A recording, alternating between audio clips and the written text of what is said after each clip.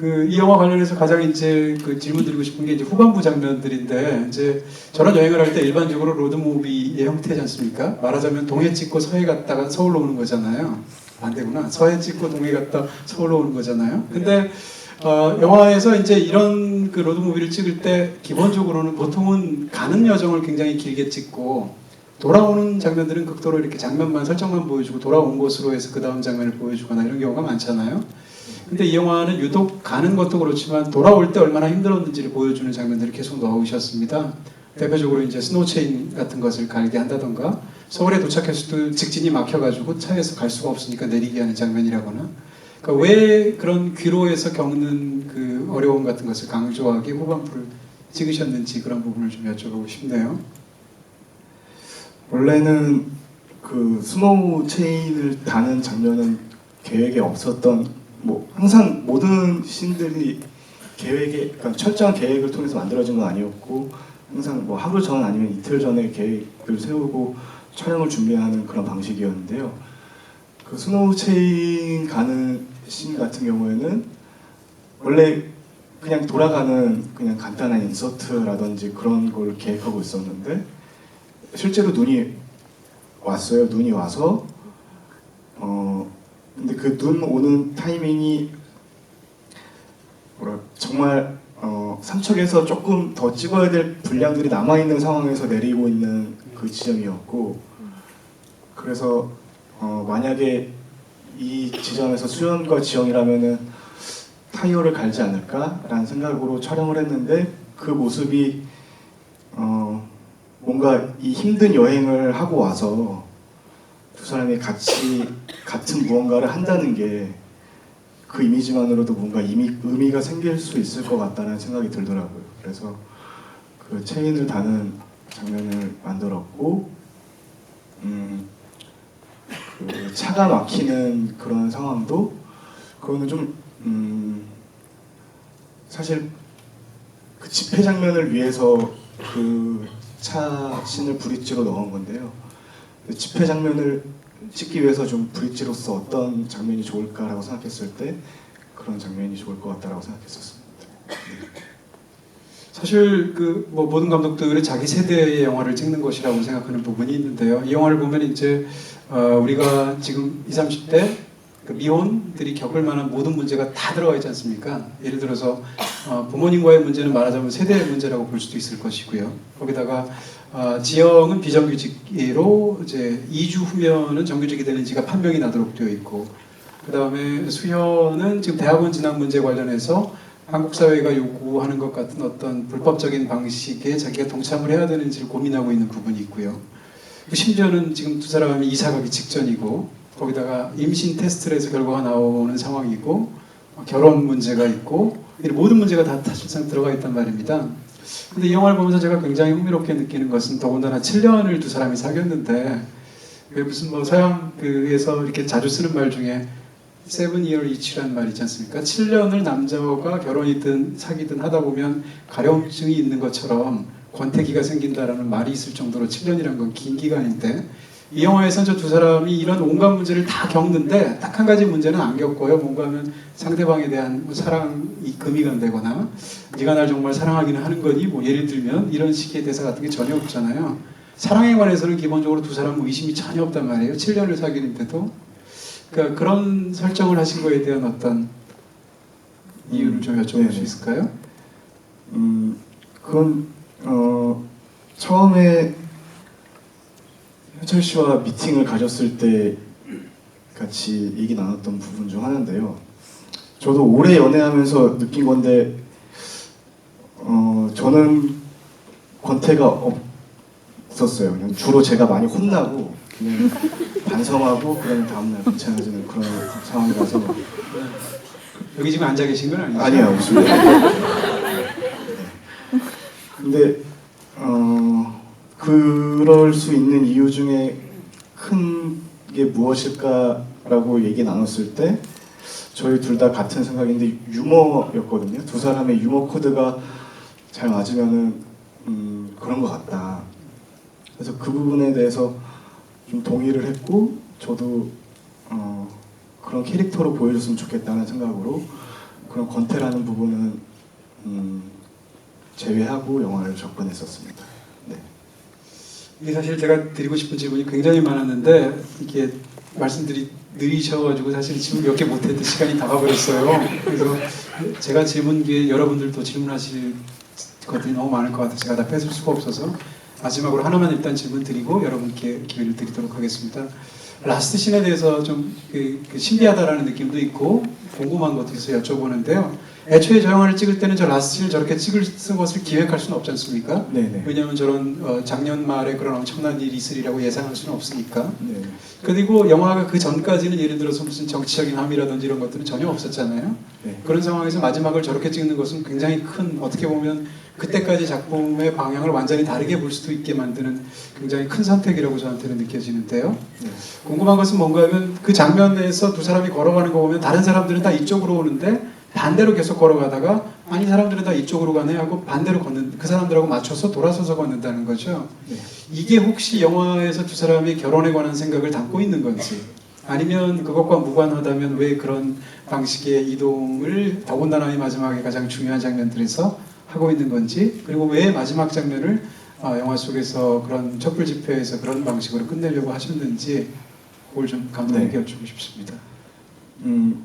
그 장면을 찍을 때 좀 되게 굉장히 고민을 많이 했는데요. 그 이유는 섣불리 접근해서 이런 장면을 찍을 때 영화를 만드는 태도가 조금 다른 시각으로 보일 것 같다라는 우려가 있었어요. 그래서 회의도 많이 하고 저도 마음의 준비를 좀 많이 하고 그랬었는데, 이 영화를 만들 때 굉장히 중요한 것 중 하나가 아까 말씀하신 것처럼 지금 시대의 이야기를 해야 된다가 굉장히 저한테 중요한 지점이었는데, 그렇기 때문에 연출 방법도 배우들과 회의하면서 항상 매번 만들어가는 방법을 취했고 그랬는데, 그 상황이 펼쳐졌는데 이 지점을 그냥 묵과하고 넘어갈 수가 없겠다라는 생각이 들더라고요. 무조건 찍긴 찍어야 되겠다라는 게 가장 강렬했고요. 뭐 어떻게 그 동선을 아까 말씀하신 배우의 대사라든지 이거를 정해놓고 접근한 건 아니었지만 어쨌든 여기서 걷는 두 사람이 나왔으면 좋겠다가 가장 강렬한 생각이었고, 그 엔딩을 그렇게 결정하게 되는 건 저도 되게 굉장히 힘들었는데, 그것도 사실은 영화 엔딩이 이 영화가 처음 선보였던 게 전주국제영화제였는데 그 DCP를 제출하기 한 3일 전까지 계속 고민하던 지점이었어요, 이 엔딩이. 왜냐면은 그냥 다음 날에 자고 일어나서 빈집으로 떠나는 그 엔딩을 충분히 찍었고 그 전까지 그 엔딩으로 계속 영화를 모니터하고 있었거든요. 근데 무언가 계속 풀어지고 이 영화가 집중력이 떨어지는 느낌을 받아서 고민하고 있는 와중에 저 소스를 다시 받고 그때 나오는 저 음악 소리라든지 수연이의 대사라든지 엔딩 타이밍에 나오는 음악이라든지 그런 것들이 여기서 끝이 나야 된다는 생각이 들더라고요. 그래서 그 지점으로 바꾸면서 의미가 확장되는 영화적 효과가 생겼고, 그 대사 같은 경우는 이 테이크가 아니라 몇 전 테이크에서 수연이가, 그러니까 현철 씨가 그냥 또 자연스럽게 나왔던 말들 중에 하나였고, 그거를 적극적으로 다음에도 해달라고 부탁을 했던 상황이었습니다. 네. 네, 일단 뭐 제가 궁금한 건 막 급한 대로 이렇게 여쭤보고 싶은 것들을 세 분께 여쭤봤고요. 궁금하신 게 많으실 것 같은데 지금부터 여기 마이크가 준비되어 있습니다. 손을 드시면 질문을 하실 수 있습니다. 네, 여기 남자분부터 할까요? 네.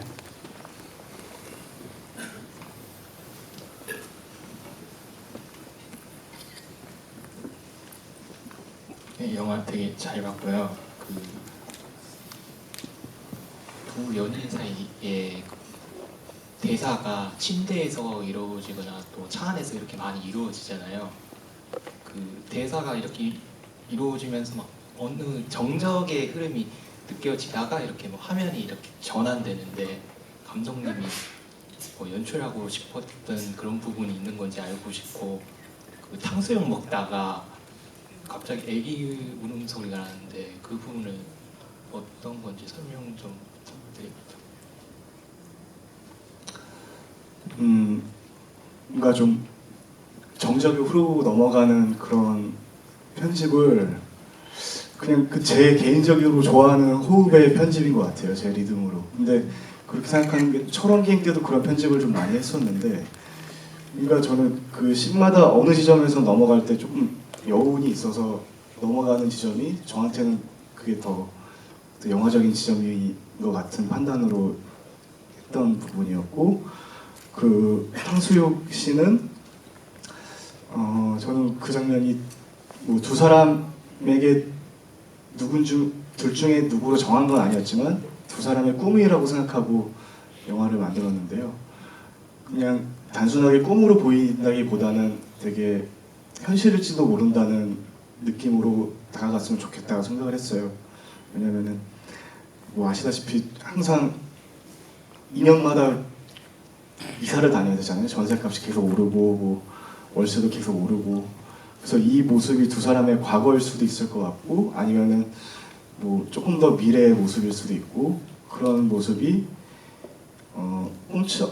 꿈으로 대놓고 드러나는 게 아니라 좀 현실적인 모습으로 드러나되, 또 아이가 임신이 됐을지도 모른다는 어떤 불안감이 같이 느껴졌으면 좋겠다라고 생각해서 만들었던 장면이었습니다. 저는 영화에서 이제 탕수육 먹는 장면이 나올 때마다 유심히 보는 편인데요. 영화를 잘 만드는 분들은 항상 찍먹이더라고요. 먹으면 없어요. 두 분도 찍먹하셔가지고 역시 잘하시는구나 하는 생각을 했습니다. 또 질문하실 분 계신가요? 네, 저기 안경수 씨 질문할까요?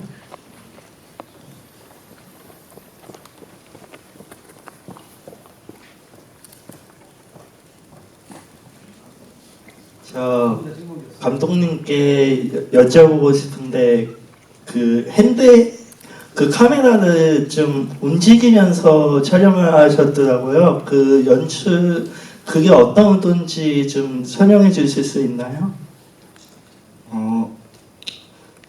뭐 말씀드렸던 것처럼 이 영화의 진행 방법을 항상 열어놓고 시나리오 없이 진행했기 때문에 콘티랑 이런 배우들의 동선이나 카메라 워킹을 전혀 짜질 않았어요. 그렇게 했던 가장 큰 이유 중에 하나는 배우들의 동선을 가장 자유롭게 열어주되 거기서 이제 카메라가 맞춰가야 된다고 생각을 했거든요. 그렇기 때문에 핸드헬드로 정했고, 그리고 핸드헬드가 이 두 사람의 자연스러운 모습을 가장 자연스럽게 담을 수 있는 촬영 기법이라고 생각한 것도 있었고요. 그렇기 때문에 조금 촬영 감독님이 좀 움직일 때마다 좀 흔들림이 들어가는 건 좀 어쩔 수 없는 부분이었던 것 같은데, 제가 생각했던 카메라 기법은 그런 의도로 진행했던 상황이었습니다. 네, 연기에 대한 배려로 핸드헬드뿐만 아니라 이걸 순서대로 촬영하셨다고? 네, 순서대로 촬영하고 뭔가 좀 기동성이 많이 필요할 것 같아서 네. 스태프들도 최소한의 인원으로만 이뤄서 진행을 했었습니다. 네, 다음 질문 받도록 하겠습니다. 저쪽에 계신 분 이번엔 할까요? 네. 근데 왜 질문은 남자들만 하는 걸까요? 네, 어느 분이셨죠? 네. 글쎄요. 스킨십이 없는 이유는 뭐지? 제가 답할게요.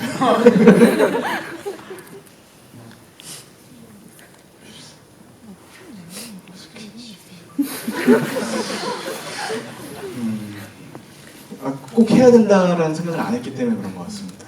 뭐 반드시 필요하다고 생각하진 않았고, 안 그래도 충분히 7년의 연애를 보여줄 수 있는 관계라고 생각해서 네, 그렇게 진행을 했었습니다. 뭐 배우분들 하실 말씀 없으시죠? 네. 또 질문하실 분 계신가요? 네.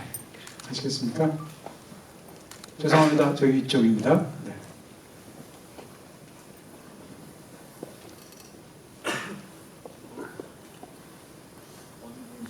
네, 죄송하지만 손 들어주시겠습니까? 네.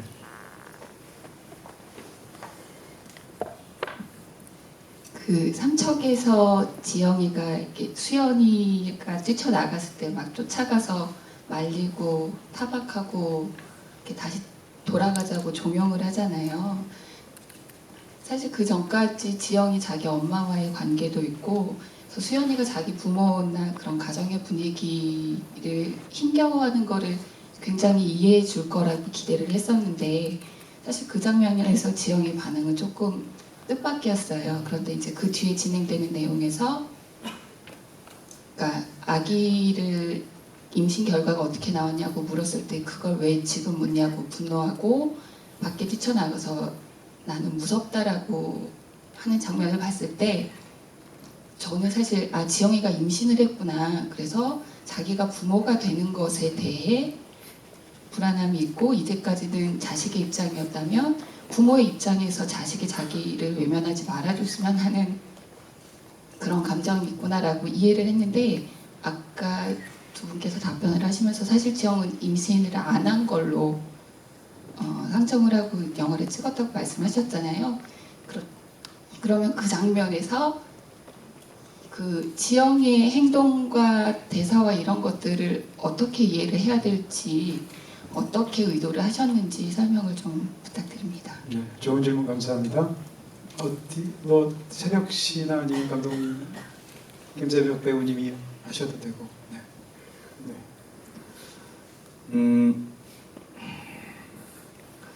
그때 저의 판단과 저희들이 얘기했던 거는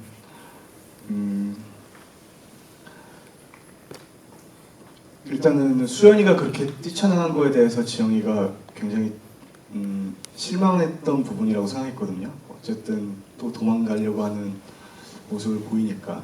그래서 뛰쳐나가는 수연이를 붙잡아서 다시 들어가서 어쨌든 조금이라도 정리를 시키는, 그 정리를 하는 모습을 보길 원했던 건데 수연의 입장에서는 또 자기가 7년 동안 숨겨왔던 가장 보여주기 싫었던 모습을 보여줬던 순간이라 지금껏 보여주지 않았던 가장 창피한 감정이 그런 식으로 표현되었고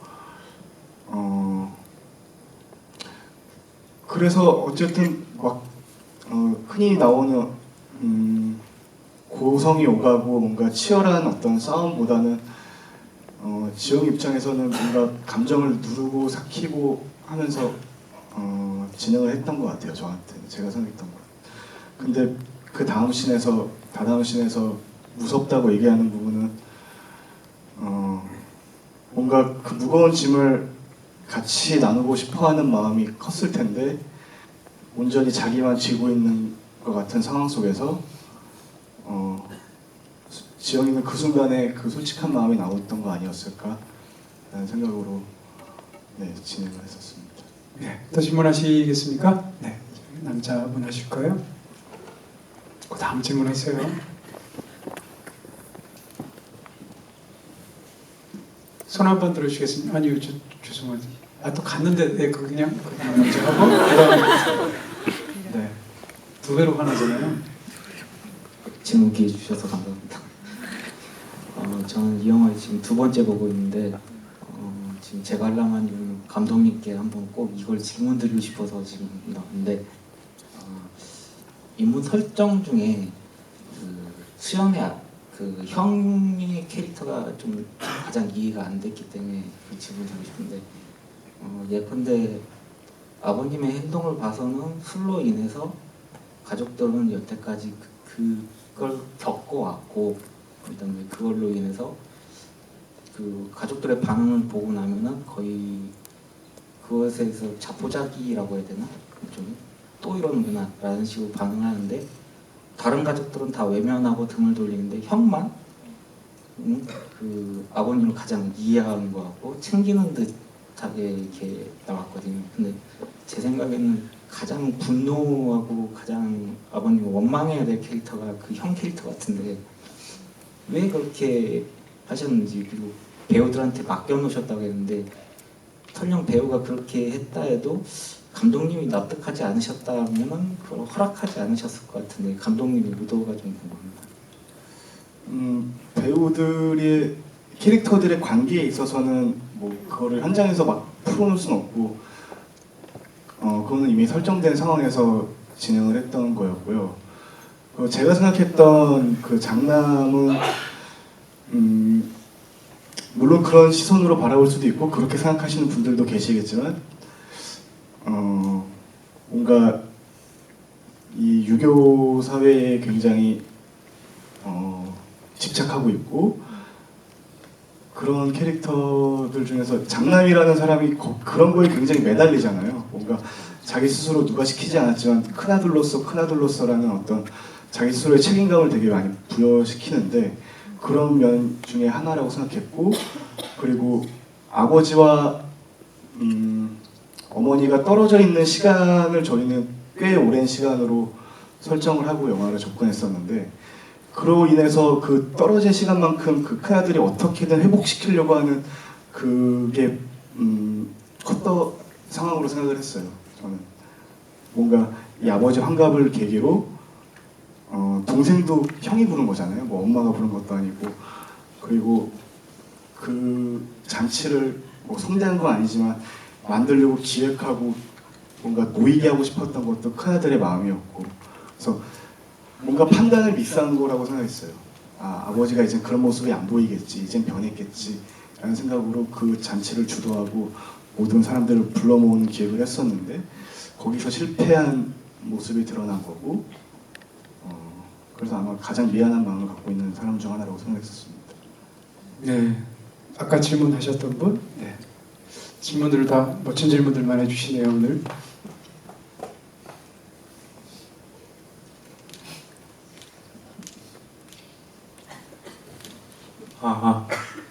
영화 보면은 핸드헬드로 배우들을 따라가는 장면도 많은데 훨씬 더 많은 게 이렇게 거의 픽스돼가지고 찍은 장면들이 훨씬 더 많은 것 같은데 그렇게 찍으신 이유가 있나요? 그리고 또 이렇게 OS샷으로 안 찍고 다 이렇게 투샷이나 그룹샷으로 찍었는데 그렇게 하신 이유가 뭔지 궁금합니다. 일단 차신을 다 그렇게 촬영을 했는데요. 차는 배우분들이 굉장히 고생했던 것 중에 하나였는데 인천에서 서울 갈 때도 실제 그 거리만큼 주행을 하면서 촬영을 했었고 서울에서 삼척 갈 때는 뭐 서울에서부터 촬영한 건 아니지만 저희가 춘천부터 이제 삼척으로 가는 과정을 쭉 찍었거든요. 그 휴게소에서 한 번, 두 번 쉬었던 거 빼고는 계속 그 리얼타임으로 촬영을 계속 했었어요. 근데 그렇게 촬영을 했던 이유는 또 무슨 일이 벌어질지 모르는 상황이 제가 예측할 수 없는 지점에서 뭔가 담길 것 같은 호기심이 있었고 그리고 그 전에 로케이션 헌팅을 그 차로 자주 다녔는데 그게 제 차거든요. 근데 상태가 굉장히 안 좋아요. 그래서 그 삼척 로케이션 가려면 계속 구비구비한 그 길을 가야 되는데 그 굉장히 차 소음이 되게 심한 상황이었어요. 그런데 샷신을 어떻게 찍으면 좋을까라고 고민하고 있는 와중에 그 소리를 들었고 그래서 이렇게 같이 타고 가면은 그냥 두 사람이 아무 말이 없더라도 뭔가 두 사람의 불안한 감정이 이 풍경과 함께 잘 담기면 좋겠구나라는 생각으로 그런 판단을 내렸는데 그로 인해서 이제 차신 같은 경우는 그런 효과를 전달하기 위해서 계속 뒷좌석에 탑승해서 쭉 함께 여행을 하는 효과로 그런 촬영을 선택했고 나머지 다른 질문의 대답 같은 경우는 어쨌든 컷을 나누지 않기로 약속한 시점에서 가장 잘 보일 수 있는 한 컷이 무엇일까라고 고민했던 앵글들이 다 그런 앵글 지점이었습니다. 즉흥 연기나 대사를 배우들에게 많이 맡기는 그런 촬영을 하기 위해서는 쇼트의 길이가 길어질 수밖에 없지 않나 뭐 이런 생각을 개인적으로 살짝 하기도 하고요. 아까 여기 계신 분? 네.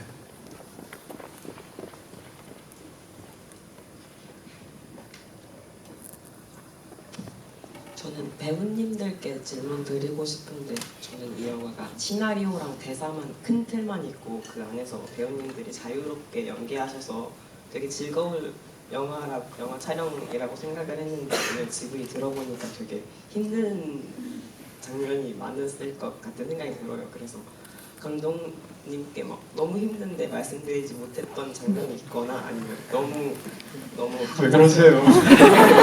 아니, 너무 갑작스럽고 막 당황한 장면이 있다면 배우님들께 들어보고 싶습니다.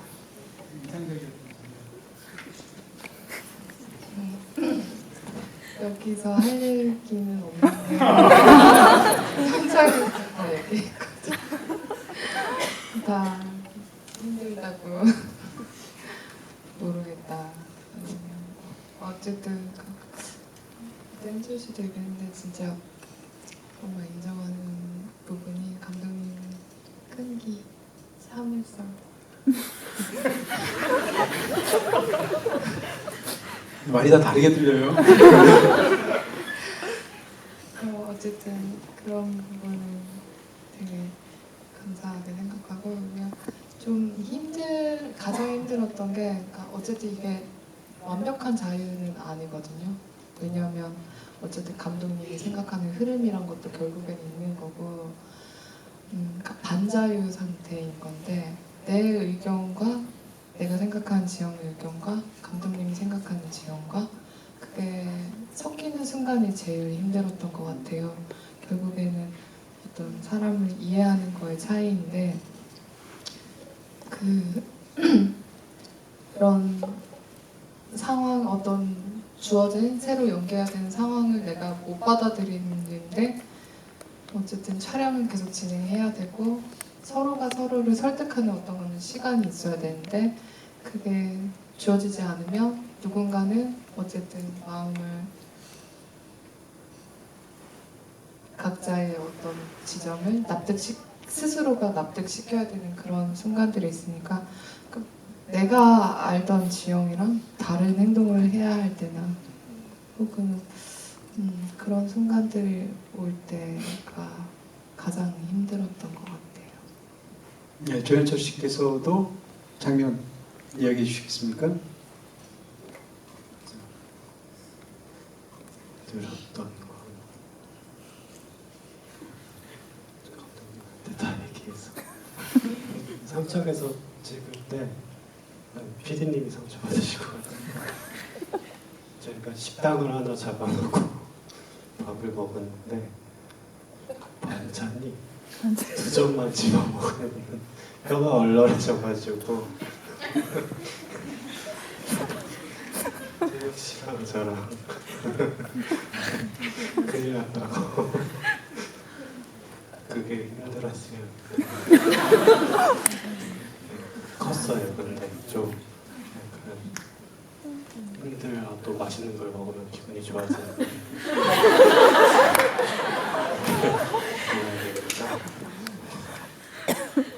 음식이 힘들었다 이런 말씀. 충격적인 거 감독님 너무 맛있다고 진짜 맛있었던 거죠? 네, 감독님은. 네, 좀 맛있게 먹었는데 어떻게 볼까 우리? 네, 참 아름다운 집의 첫 번째 날입니다. 자, 마지막으로 질문, 네, 화기애애하고 예쁜 질문 하실 분, 네. 남자분 하시겠습니까? 체크 입으신 것 같은데, 네. 재밌네요. 아까 그 달력이 화면에 잡혔는데 2015년 9월이었던 것 같습니다. 근데 그 박근혜 촛불 집회가 열렸던 거는 작년 가을쯤이었던 것 같은데요. 이게 그래서 이걸 보면은 어떻게 보면 이게 삼척의 관계에 여러 번일 수도 있겠다는 생각을 잠깐 했었다가 아까 아기 얘기하시면서 꿈이라고 말씀하셨잖아요. 그럼 뒷부분에 나오는 이야기들은 전부 꿈이 아닌가 이런 생각도 저는 조금 들었었는데 그 혹시 달력에 그렇게 비치신 거에 대해서 의도하신 바가 있는지 궁금합니다.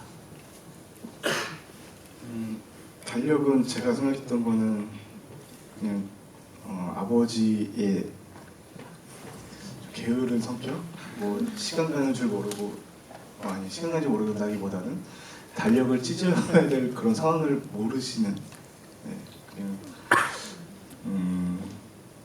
꽤 나름 디테일한 소품이라고 생각했는데 이런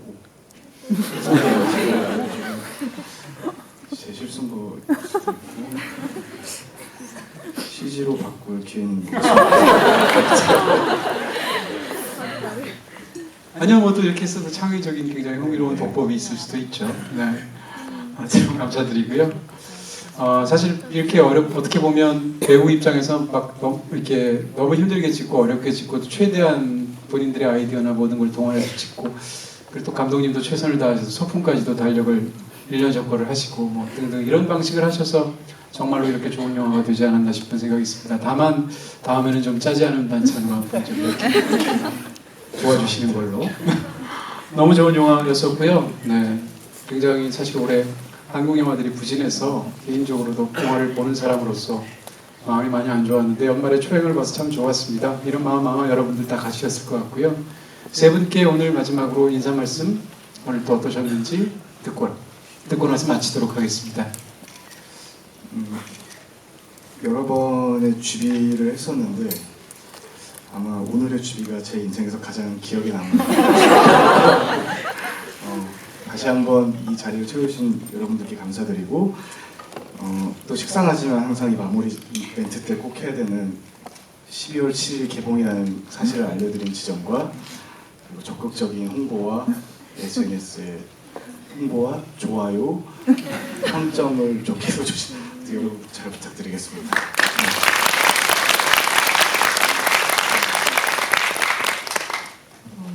저도 기자님이 방금 얘기하신 것처럼 그 요즘에 극장에 가고 싶다는 마음을 먹게 하는 영화가 잘 없었어요. 근데 모레 정말 보고 싶은 영화를 예매를 했거든요. 그래서 그 영화 제목이 뭔가요?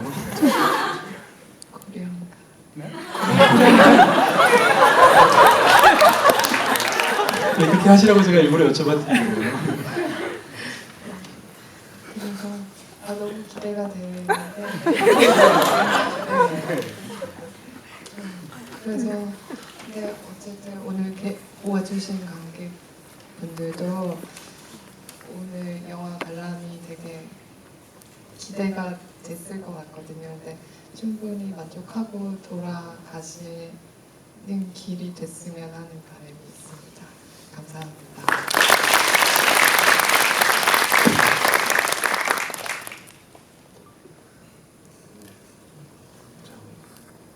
처음 시나리오 받았을 때 느꼈던 불안에 비하면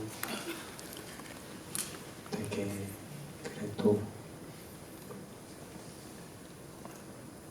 잘 했고 잘한 거라기보다는 그냥 치열하게 했구나 라는 생각이 들고 있어서 감사하고요. 밖에 많이 추우니까 감기 조심하세요.